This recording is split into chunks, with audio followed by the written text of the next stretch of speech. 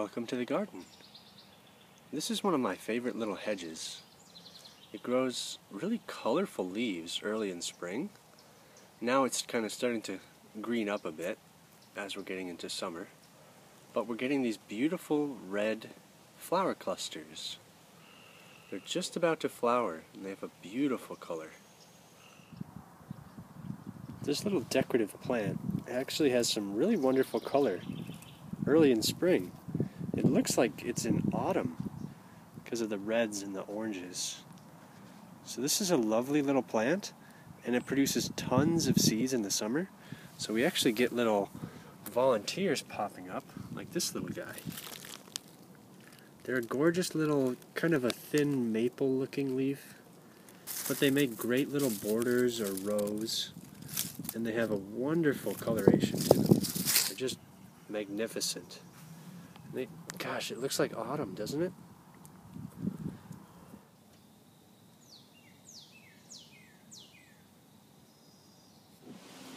So all I'm going to do is just pick a height and then cut everything back from that height. So we're just going to do the same thing with the edges. We're just going to pick a spot and cut everything beyond that back. I'm also going to trim back this little guy. So we'll cut this one way back, about a foot high. That way we get some nice contrast too. We get this dark green low hedge and then a little bit taller yellowish hedge. We're going to carry on our line that we created with our last hedge, just so that we have a nice consistent row of these. And then we'll pick a height and just lop everything down. These are such an incredible plant. Look at the dappled pattern on these leaves. They have like camouflage, little swaths of dark green fading to light, and then the new growth is yellow and red. These are just so stunning. I just love having them right in the garden. This is a nice pruned hedge, beautiful box shape, and then this is what they look like unpruned. They are beautiful, but eventually they will get overgrown, and they're going to start shading out my lettuce and things. You can barely see them back here. And then just beyond those is a sunflower. That's that little guy down there. It may look pretty drastic, but this is actually how they're normally kept. So all of that growth was brand new this spring. So now they'll get a chance to rebound all summer, and they're not going to be blocking out our summer vegetables. Looks really good now too. So now we can transplant that little volunteer and then start working on the front garden. This will be just a beautiful little hedge. Yeah, I'm going to have to move our paving stone.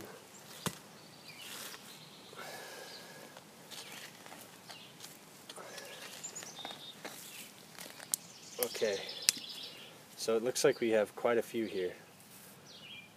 This is our dark green, and all of these are our little yellow ones.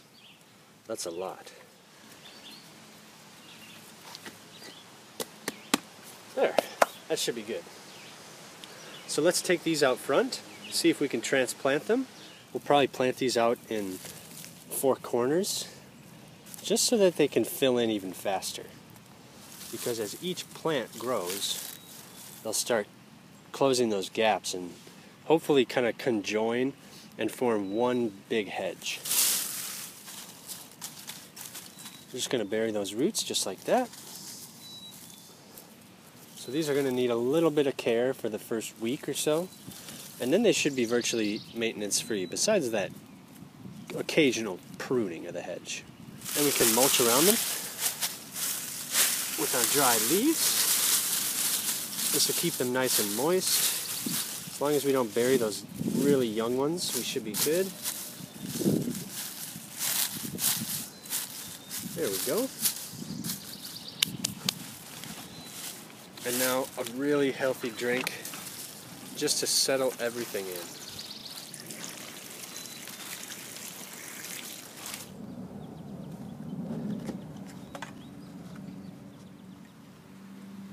So we've cleaned up our bushes along the back.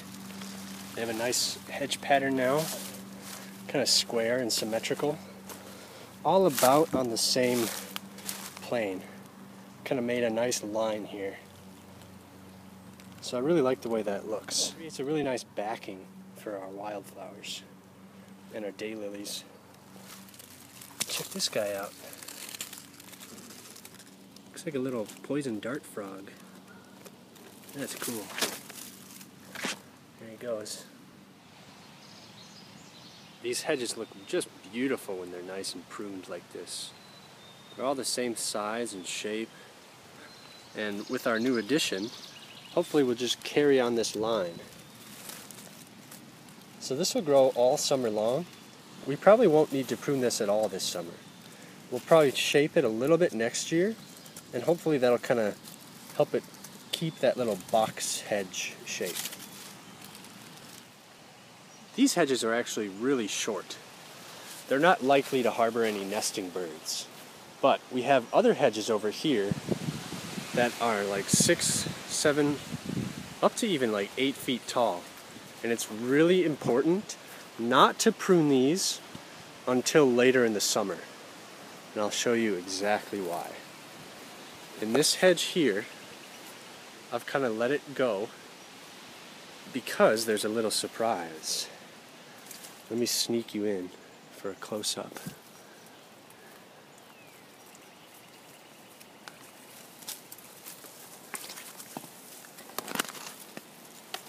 Right down here, we have a little nest of cardinals. These are little baby cardinals. Wow, they're just packed in like sardines.